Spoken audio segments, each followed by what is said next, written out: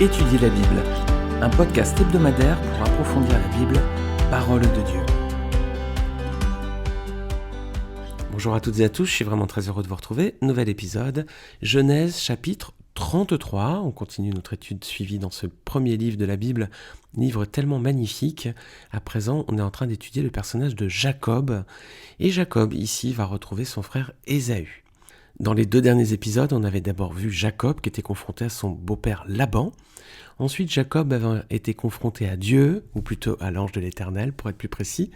Et aujourd'hui, Laban se retrouve confronté à son frère. Alors, je vous mets les liens vers les 2 précédents épisodes, si vous le souhaitez, en bas de ce podcast. On va lire ensemble Genèse chapitre 33, et ensuite on va détailler les versets les uns après les autres. Genèse 33. Jacob leva les yeux et regarda. Il constata qu'Ésaü arrivait avec 400 hommes. Il répartit les enfants entre Léa, Rachel et les 2 servantes. Il plaça en tête les servantes avec leurs enfants, puis Léa avec ses enfants, enfin Rachel avec Joseph. Lui-même passa devant eux et il se prosterna à terre 7 fois jusqu'à ce qu'il soit près de son frère. Ésaü courut à sa rencontre, l'étreignit et se jeta à son cou et l'embrassa, et ils pleurèrent. Ésaü leva les yeux, vit les femmes et les enfants et demanda « Qui sont ceux-là pour toi ?» Jacob répondit « Ce sont les enfants que Dieu a accordés à ton serviteur. » Les servantes s'approchèrent, elles et leurs enfants, et se prosternèrent. Léa et ses enfants s'approchèrent aussi et se prosternèrent. Ensuite Joseph et Rachel s'approchèrent et se prosternèrent. Ésaü demanda « Quoi destines-tu tout le camp que j'ai rencontré ?» Jacob répondit « À trouver grâce aux yeux de mon Seigneur. » Ésaü dit « Je suis dans l'abondance, mon frère, garde ce qui t'appartient. » Jacob répondit « Non, je t'en prie, si j'ai trouvé grâce à tes yeux, accepte ce cadeau de ma part. En effet, je t'ai regardé comme on regarde Dieu, et tu m'as accueilli favorablement. Accepte donc mon cadeau qui t'a été offert, puisque Dieu m'a comblé de grâce. Je ne manque de rien. » Jacob insista auprès d'Ésaü, et celui-ci accepta. Ésaü dit « Partons, mettons-nous en route, je marcherai devant toi. » Jacob lui répondit « Mon Seigneur sait que les enfants sont fragiles et que j'ai des brebis et des vaches qui allaitent. Si l'on forçait leur marche un seul jour, tout le troupeau mourrait. Que mon Seigneur prenne les devants sur son serviteur. De mon côté, je suivrai lentement, au pas du troupeau qui me précédera et au pas des enfants, jusqu'à ce que j'arrive chez mon Seigneur à Séhir. » Ésaü dit « Je veux au moins laisser une partie de mes hommes avec toi. » Jacob répondit « Pourquoi cela ? Je veux seulement trouver grâce aux yeux de mon Seigneur. » Le même jour, Ésaü reprit le chemin de Séhir. Quant à Jacob, il partit pour Sukkot. Il se construisit une maison et fit des cabanes pour ses troupeaux. Voilà pourquoi l'on a appelé cet endroit Sukkot. À son retour de Padam Aram, Jacob arriva sans encombre à la ville de Sichem, dans le pays de Canaan, et il installa son camp devant la ville.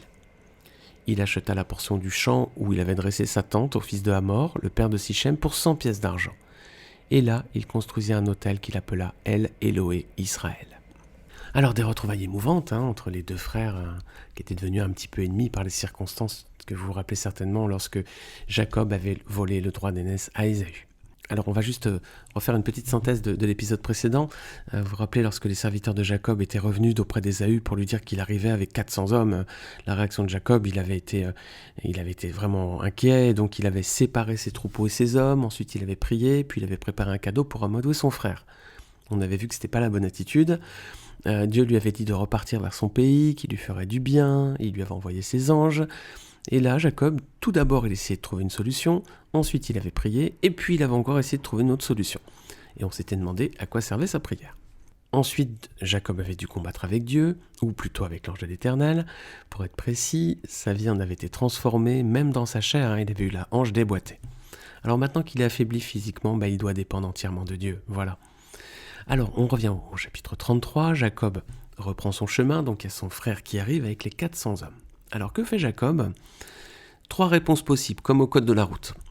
Il s'agenouille pour prier Dieu de le secourir, réponse A.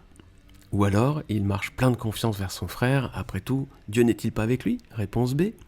Ou bien, il va chercher encore une fois un stratagème pour s'en sortir, réponse C. Vous l'avez compris, c'est la réponse C qui est la bonne réponse, hélas, il va chercher encore une fois un stratagème pour s'en sortir. Alors c'est quoi son stratagème ? Il répartit les enfants avec leurs mères respectives. Il place les mères et leurs enfants dans un ordre pas quelconque, regardez bien, c'est d'abord, qu'est-ce qu'il met ? Les servantes avec leurs enfants. Puis Léa avec ses enfants, et enfin dernièrement Rachel avec Joseph. Pourquoi les amis ?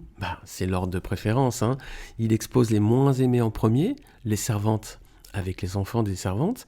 Ensuite, Léa avec ses enfants. Et puis en dernier, il protège Rachel et Joseph. Voilà, il expose les moins aimés en premier en cas d'attaque de son frère. Est-ce que c'est une bonne façon de faire ? Non, bien sûr. Quelle différence fait-il là entre des enfants et même des femmes ? Quelle façon de faire, enfin. Pourquoi est-ce qu'il agit ainsi ? De la crainte, de l'angoisse, et puis surtout un manque de confiance en la providence de Dieu, les amis. Qu'est-ce qu'il aurait dû faire, Jacob ? Se confier en Dieu, tout simplement. Le cœur de l'homme a décidément bien du mal à se reposer, à se confier en un Dieu toujours présent, toujours à l'écoute, et toujours attentif aux besoins de ses enfants. Dieu lui avait dit qu'il le garderait, qu'il le protégerait, il y avait même envoyé ses anges, et c'était pas suffisant visiblement. Alors, verset 3, Jacob se prosterne 7 fois devant son frère. Alors ça veut dire que c'est un signe de soumission totale en fait. C'est attesté par des textes qui datent du XIVe siècle avant Jésus-Christ, qui ont été retrouvés en Égypte. Se prosterner 7 fois devant quelqu'un, c'était un signe de totale soumission.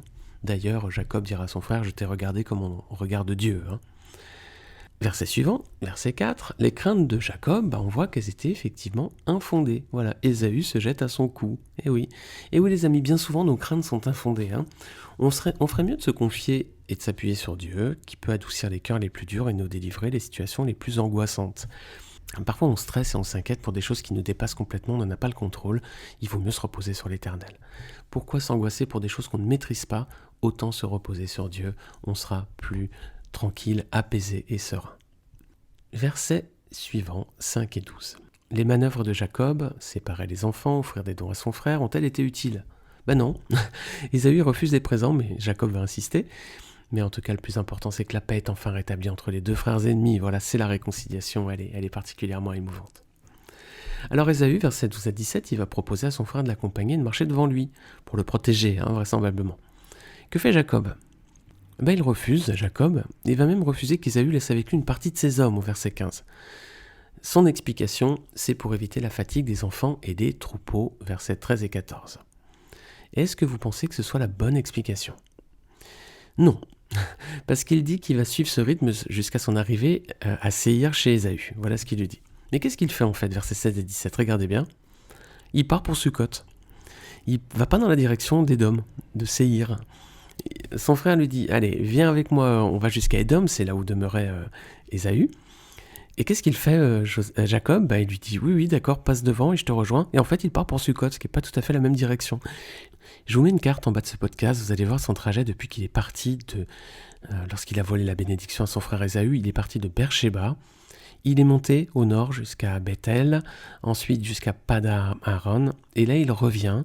Et regardez, en bas de la carte, on voit Édom Séhir, c'est là où Ésaü l'invite à le rejoindre. Et regardez, il va s'arrêter à Sukkot. Voilà, il fait un petit détour, là, il s'arrête à Sukkot. Pourquoi ? On va regarder son trajet retour depuis la maison de Laban. Il part donc de Pada-Aron. Regardez, on voit ce détail dans Genèse 31, versets 17 à 18. Jacob se leva et fit monter ses enfants et ses femmes sur les chameaux. Il emmena tout son troupeau et tous les biens qu'il possédait, le troupeau qui lui appartenait, dont il était devenu propriétaire à Pada-Aron, et il se rendit chez son père Isaac au pays de Canaan. Voilà, donc il part de Pada-Aron, il va vers Canaan. Où s'était-il arrêté lorsqu'il a appris que Jacob arrivait avec 400 hommes ? À Manaïm. Regardez, Genèse 32, versets 1 à 3. On lit, Laban se leva de bon matin, embrassa ses petits-enfants et ses filles et les bénit, puis il partit pour retourner chez lui. Jacob poursuivit son chemin et des anges de Dieu vinrent à sa rencontre. À leur vue, Jacob dit, c'est le camp de Dieu, et il appelait cet endroit Manaïm. Voilà. Ensuite, il s'était battu avec l'ange de l'Éternel. Là, c'était à Péniel. Vous voyez où c'est sur la carte, c'est marqué Pénuel. Genèse 32, versets 30 à 31. Jacob lui demanda, révèle-moi ton nom. Il lui répondit, pourquoi demandes-tu mon nom ? Et il le bénit là. Jacob appela cet endroit Péniel, car dit-il, j'ai vu Dieu face à face et ma vie a été sauvée. Donc Jacob, il est au niveau de Péniel. Et donc, où doit-il aller avec Ésaü ? À Séhir, vous voyez au sud, c'est marqué Édom, Séhir. Où va Jacob ? Il va à Sukkot, vous voyez, il fait un hop, il part à l'est. En fait, au lieu de descendre au sud, il est à Pénuel, et il prend la direction de l'est, et il s'arrête à Sukkot, verset 17. Est-ce qu'il a prévenu son frère Ésaü qu'il irait à Sukkot, qu'il partirait dans l'autre direction ? Non. Il l'a trompé encore une fois, il lui a dit « pars devant moi », et en fait, il part dans l'autre direction. Alors pourquoi il va à Sukkot, c'est difficile à dire, on n'a pas d'indice. A priori, il va en direction de Canaan, vraisemblablement. Alors est-ce que c'est juste une halte avant de rejoindre justement le territoire de Canaan ? Bon, en tout cas, il y a un petit indice quand même étonnant, c'est que c'est une halte qui va se prolonger. Pourquoi ? Parce qu'il va regarder verset 17, qu'est-ce qu'il fait ? Il se construit une maison et des cabanes pour ses troupeaux. C'est étonnant pour un nomade quand même. Si on se construit une maison, c'est qu'on est là pour y rester un certain temps. Alors pourquoi il s'installe ici ? Il n'y a pas de détails, en tout cas on voit qu'il construit une maison et des cabanes pour ses troupeaux, donc il va rester un petit moment. Est-ce que c'est le plan de Dieu pour lui ? Mais non, Dieu il avait un autre projet pour lui les amis. Regardez comment Dieu s'était présenté à lui au chapitre 31, versets 2 à 3. Jacob remarqua le visage de Laban, il n'avait plus la même attitude qu'avant vis-à-vis de lui. C'est alors qu'Éternel dit à Jacob, « Retourne dans le pays de tes pères et dans ton lieu de naissance et je serai avec toi. » Alors le pays de ses pères c'est Canaan, et son lieu de naissance c'est Beersheba visiblement. Donc c'est pas tout à fait Sukkot. Regardez bien sur la carte, Beersheba c'est tout au sud à gauche. Sukkot c'est où vous étiez juste un petit peu avant Pénuel. Ensuite dans le même chapitre, Genèse 31 versets 11 à 13, regardez ce qu'avait dit l'Éternel. L'ange de Dieu m'a dit en rêve, Jacob, j'ai répondu, me voici. Il a dit, lève les yeux et regarde, tous les boucles qui s'accouplent avec les brebis sont rayées, tachetées et marquetées, car j'ai vu tout ce que t'as fait là-bas. Je suis le Dieu de Béthel, où tu as consacré par onction un monument, où tu m'as fait un vœu. Maintenant lève-toi, quitte ce pays et retourne au pays de ta naissance. Alors dans quelle direction aurait dû aller Jacob ? Béthel peut-être, mais surtout probablement à Beersheba, visiblement c'est le lieu de sa naissance. Il fait l'opposé du plan de Dieu. Parfois, on aimerait, les amis, que Dieu nous parle clairement de ses plans pour nous, des décisions qu'on doit prendre, des voies à suivre. J'imagine que vous êtes aussi posé la question, vous avez peut-être réfléchi à ça déjà, ou vous l'avez en moi entendu. J'aimerais que Dieu me dise clairement son plan pour moi, ce que je dois faire. Est-ce que c'est bon pour nous ? Est-ce que ça nous permettrait d'avancer ? Regardons dans le cas de Jacob. Est-ce que ça lui a été utile de connaître les plans de Dieu pour lui à l'avance ? Non, parce qu'il n'a pas fait la volonté de Dieu. Si le plan de Dieu à l'avance, c'est nous dire, voilà, tu vas faire ça, mais il y aura des épreuves, il va se passer ça, tu vas devoir vivre ça, certainement qu'on ne va pas prendre la direction de Beersheba, on va peut-être arrêter à Sukkot, parce qu'on va avoir peur. Dieu, dans sa sagesse, n'a pas voulu que l'homme connaisse son avenir. Voilà, c'est quelque chose qui n'est pas réservé à l'homme. Alors dans la Bible, il y a des promesses de Dieu, bien sûr, pour notre avenir, mais dans le détail de nos vies, Dieu a eu la sagesse de ne pas nous dire « Voilà, tu vas vivre telle chose à tel moment, tu vas vivre telle période, et puis tu vas vivre tel événement ». Dieu, dans sa sagesse, n'a pas permis ça. Pourquoi ? Parce que sinon, on serait inquiété, les amis. Sinon, on aurait vécu de façon stressée, parce que des épreuves, on va en vivre, c'est évident. On serait resté certainement avec ce fardeau tout le temps. Et puis, regardez l'attitude de Jacob. Il sait ce qu'il doit faire. Il doit aller à Canaan et à Beersheba. Qu'est-ce qu'il fait ? Malgré qu'il connaît le plan de Dieu à l'avance, il ne fait pas la volonté du Seigneur. Et rappelez-vous, si vous connaissez la Bible, si vous êtes des lecteurs réguliers de la parole de Dieu, vous connaissez l'histoire du prophète Jonas. Dieu lui a dit d'aller à Ninive, et qu'est-ce qu'il a fait ? Il a été à Tarsis, en Espagne, de l'autre côté. Il connaissait le plan de Dieu. Dieu lui avait parlé clairement. En plus, il lui avait dit, voilà, je vais sauver Ninive. Et lui, il ne voulait pas, donc il est parti de l'autre côté. Alors je ne suis pas sûr, les amis, honnêtement, que de connaître la volonté de Dieu pour nos vies, ça nous permettrait de mieux avancer. Ça nous serait tellement utile, je sais, on pourrait se dire, mais est-ce que c'est le plan de Dieu que je me marie avec telle personne ? Est-ce que c'est le plan de Dieu que je reprenne des études ? Est-ce que c'est le plan de Dieu que je change de travail ? Bien sûr, c'est légitime et ça nous aiderait, oui, bien sûr qu'on peut imaginer que ça nous aiderait. Mais si on regarde l'exemple de Jacob ou d'autres personnages dans la Bible, si Dieu, dans sa sagesse, n'a pas souhaité qu'on connaisse vraiment notre avenir, et si parfois il ne nous dit pas clairement les choses, c'est peut-être plutôt pour nous protéger, peut-être. Alors, ayons la sagesse de nous en tenir aux réponses de Dieu, mais Dieu aussi répond parfois, les amis, et vous le savez très bien. Alors maintenant, Jacob reprend son bâton de pèlerin, il va dans une autre direction, à Sichem. Est-ce que vous vous rappelez d'une précédente mention de Sichem dans la Genèse ? C'était le premier point d'arrivée d'Abraham en Canaan. Regardez Genèse 12, versets 4 à 6. Abraham partit conformément à la parole de l'Éternel, et Lot partit avec lui. Abraham était âgé de 75 ans lorsqu'il quitta Charan. Il prit sa femme Sarai et Lot, le fils de son frère. Il prit aussi tous les biens des serviteurs dont il était devenu propriétaire à Charan, et ils partirent pour se rendre dans le pays de Canaan, où ils arrivèrent. Abraham traversa le pays jusqu'à l'endroit nommé Sichem, jusqu'aux chênes de Morée. Les Cananéens occupaient alors le pays. Voilà, donc c'était le point d'arrivée d'Abraham en Canaan. Et bien maintenant, Jacob va faire une autre pause. Il va pas seulement construire des maisons comme à Sukkot, maintenant il va acheter un terrain, là, pour Sichem. Alors si Si on construit des maisons, c'est qu'on a l'intention d'y rester un peu, et si on s'achète un terrain, oui, c'est qu'on a aussi l'intention d'y demeurer. Alors Jacob va acheter un terrain, 100 pièces d'argent, et c'est là que Joseph sera enterré d'ailleurs. Vous pourrez regarder dans Josué 24, verset 32. Alors Sichem aujourd'hui, qu'est-ce qu'on peut en dire ? C'est une ville qui est à 2 km de Naplouse, c'est en Cisjordanie, c'est à 65 km de Jérusalem. Sichem a une particularité, les amis, pour nous, lecteurs de la Bible, c'est qu'elle est surplombée par le mont Garizim. Voilà, regardez là, je vous mets une photo, vous avez un lien vers une photo en bas de cet épisode. Regardez, vous avez le mont Ebal à gauche et le mont Garizim à droite. C'est là que la Samaritaine a dit à Jésus qu'il fallait, selon elle, adorer depuis cette montagne. Voilà.